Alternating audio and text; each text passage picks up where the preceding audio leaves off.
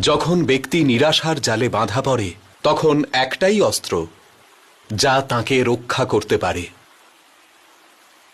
আস্থা আর বিশ্বাস।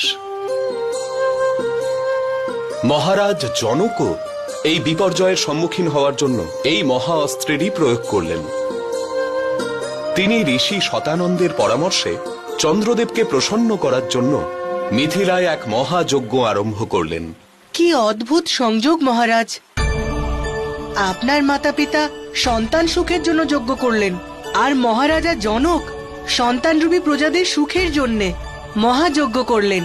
আমার আর সীতার মিলন গাথা আমাদের জন্মের আগেই রচিত হয়ে গেছিল।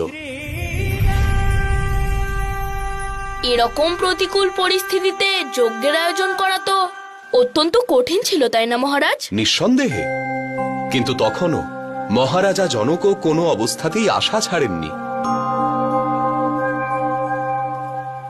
মহাযজ্ঞ অনেক দিন ধরে চলল।